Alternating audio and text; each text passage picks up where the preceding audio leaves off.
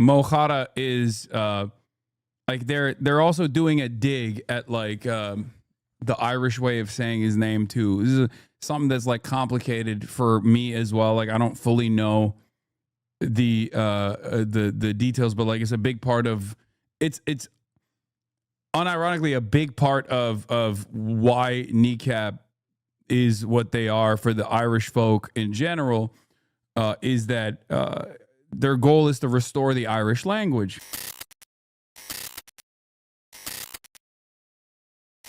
Anyway, also some more good news. Kneecap rappers terror case. It was already bullshit. Shouts out to the boys, the absolute mad lads. They were innocent. They were innocent always.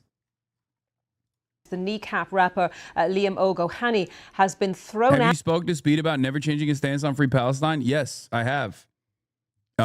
It's even on camera at the last Streamer Awards. I talked to him about it. Nah, bad take. Fuck those losers spinning out with their cars. Ugh, God, bro.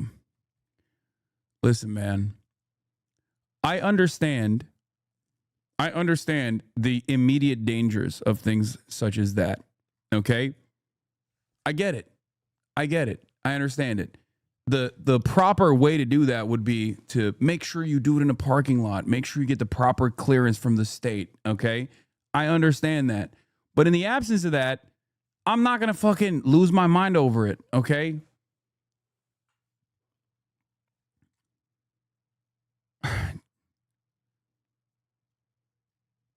Let's continue. We're moving on. We're talking about Kneecap now. Another moment of vindication. Canadian minister acted on his own in banning Kneecap. I know. This is a legal case now, because now that the British case threw out the terrorism, the prescribed terror organization charge, promoting a prescribed terror organization charge, you no longer have any way of barring Kneecap from Canada or even the United States of America. Now, of course, the U.S. is a little different. They're massive dick riders of Israel, even more so than Canada. But it seems like the Canadian ban might not hold. And it was just simply, it seems like a rogue MP or something. Sources inside the PMO office told me that Vince Gasparo, member of parliament for Eglinton Lawrence, parliamentary secretary, went rogue and decided to bar Kneecap. Let's be clear, there's nothing legal about this. There's no official ban for Kneecap from the Canadian government. This is simply based on the whims of my cousin, Vinny Gasparo, who's a big fan of local lackey Adam Lee Wasserman, also known as Lee Stevenson, a.k.a. Chase, on his website. Okay. Speaking of Canada, important news, nationwide strike by Canada's postal workers to bring mail. Yeah. The hogs are turning on each other. I know. The hogs have been going crazy as well. We'll do some hog watch on the Charlie Kirk assassination as well. As you know, it's a let them fight moment for me. But let's take a look. Following a technical error in the way the charge against him was brought. The 27-year-old, who performs under the stage name Mohara, was accused of displaying a flag in support of the prescribed terror organisation Hezbollah at a concert at the O2 Forum in Kentish Town, North London, in November last year. Well, let's find out more about what was actually said in court, what led to this decision, and we can speak to our culture and media correspondent David. Bro, let's be real. It's not because of like the charging error and the technicalities. The reality is they went above and beyond. They got tuned up by some of the worst scumbags in the music business, and the same Hasbara operatives went nutty mode, okay? Why did they do that? Because Kneecap went on Coachella the first week and said America and Israel is committing a genocide, which is true, okay? They said a true statement at a music festival. Coachella punished them and changed the tent that they were supposed to perform in the second week, and actually didn't live stream their performance this time. Your boy was there. we live streamed it regardless. And obviously, a lot of the footage that came from that showed that they came out with a statement that said, fuck Israel, free Palestine. This made people go crazy. They were like, how dare you do this? How dare you say fuck Israel, free Palestine at a music concert? Remember Nova, remember October 7? Okay. And they lost their minds. You got Sharon Osbourne, you got all these like different scumbags, different pro-Israel scumbags losing their fucking minds over it, okay? So they scoured through in the exact same way, that they always do. They scoured through hours and hours of festival footage, concert material to find anything that they could to bring criminal charges. And they urged the British government to take action, okay? For something that these guys did in America, that these fucking dipshits were pissed off about, they urged them to take action in the UK. Because in the UK, there's no First Amendment, and also there are prescribed organizations. So if you are found like even showing support or anything like that about any prescribed organization,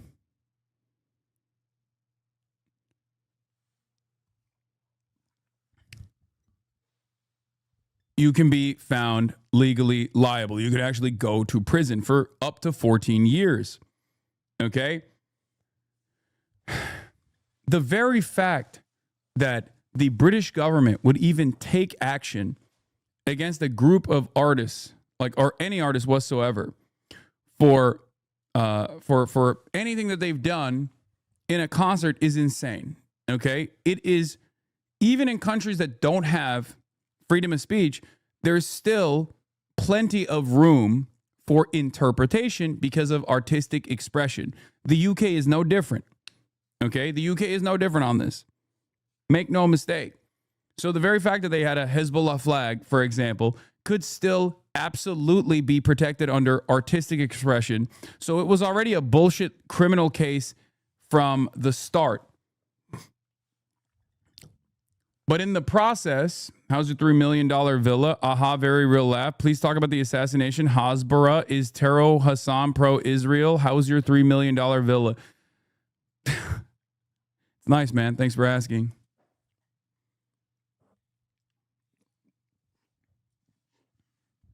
This guy hit every line. He just glitched. Anyway. So, where was I? Oh, they should have never actually fucking brought these charges anyway, but they did regardless, and they knew they had no real case, so they quietly tried to drop it. Obviously, it wasn't going to be quiet anyway, but here we are. Now they're saying, oh, it's on a technicality. Dilito. So, David, take us through the legal points that led to this case being thrown out. In short, they missed the deadline. This is all about a gig, took place at Kentish Town Forum back in November in London. Liam O'Hana, as he was described in court today, to his fans, of course, Mahara, was seen with a... For those of you who don't know, like, this is a diss as well. Mohara is, like, they're also doing a dig at, like, the Irish way of saying his name, too. This is something that's, like, complicated for me as well. Like, I don't fully know the details, but, like, it's a big part of... It's unironically a big part of why Kneecap is what they are for the Irish folk in general, is that their goal is to restore the Irish language, right?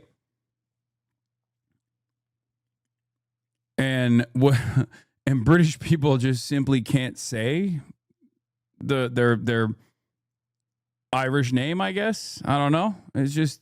But it does kind of feel like another, like, not so subtle dig. Flag, a Hezbollah flag. He said it was something that had been thrown on stage at the time. He is not a supporter of Hezbollah or Hamas. But 6 months later, a terrorism charge was brought because, of course, Hezbollah is a proscribed terrorist organization. In the end, the decision was made that actual charge was brought essentially a day late, and so the case was thrown out. And the reason I'm standing here is there was a very large number of supporters here. There's just the final few here this morning. They've been here supporting the band Kneecap and Liam O'Hana, and throughout it all. And he came out, and it was a huge crowd of people this morning, and spoke on stage saying this was not anything about what they were doing. This was all about their support for Gaza and Palestine, and saying this was a politically... It's true. That is precisely the reason why this became an issue. And if you want to understand a similarity from my own personal experience, for example, me fucking interviewing a Yemeni dude became a major point of contention months after the fact, when people were like, oh, this is an avenue that we can attack this person and maybe even attack the entire platform of Twitch for not punishing this person. That's not how that works, right? Nobody gave a shit when I first conducted the interview, and in the interview, the person that I interviewed, Rashid al-Haddad, said that he was not a member of Houthi, even though the Houthis were not a prescribed terror organization. Okay, Piker. Even though the Houthis at the time were not even a prescribed terrorist organization, a state terrorist organization at that point, regardless. And even if they were, it's still a First Amendment protected act to interview a member of the Ansar Allah movement. So you can't get upset about that. You can suck my dick if you get offended about that. In any case, people lost their minds months after the fact. They try to make a big deal out of it. They try to manufacture outrage around it. It didn't go anywhere, but that didn't stop people from consistently be like, oh, he loves terrorism. He loves terrorism. He loves terrorism. It's the same shit here. Motivated. But they have had a number of run-ins over the last few months. They have had their visas turned down going into Canada, so they can't tour there. But today, certainly, they were considering this a victory in court. Yeah, and David, we're just seeing a bit more detail about the Chief Magistrate there at the... Ireland trip 2026? No, before.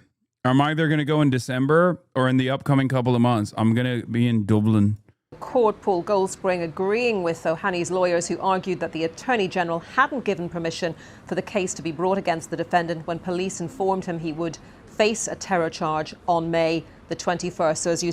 Yeah, here is his speech, by the way, which BBC is not showing. This entire process was never about me. Never about any threat to the public. Never about terrorism. A word used by your government to discredit people you oppress.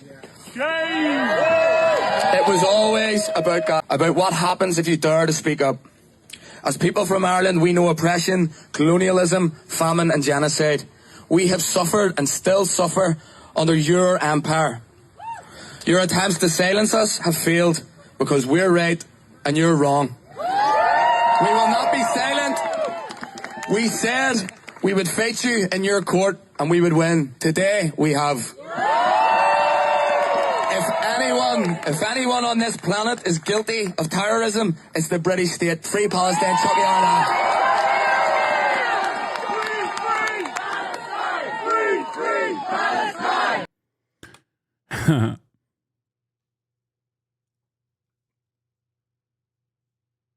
BBC not showing the speech, like the day-to-day skit of... No, okay. Let's not. There's too much to cover still, so I'm going to move on from this. But say that I'm going to technical finish this issue article over and the then timing and then of we're going this. to move In on. his judgment, Mr. Goldspring said these proceedings were instituted unlawfully and are therefore null. And on that point that you were alluding to, David, of where music and politics cross, I mean, what are we likely to see on that front? Because Kneecap now right at the forefront of that discussion. Very much so. A band formed, I think, back in 2016. They have, as a consequence of these legal difficulties, they have certainly attracted a large amount of extra attention. People aware of their music. Of course, they had the film, sort of semi-fictionalized account of their birth as a band, won a BAFTA award. So they have attracted a great deal of attention both for their music and for their politics, and this has certainly sort of brought them centre stage. They've had to postpone their touring in America as well because of this legal issues. But you only had to see the crowd when they were playing in Glastonbury this year. You realised, you know, all the questions have been raised about whether or not it should be live streamed by the BBC. It was recorded, then played out later.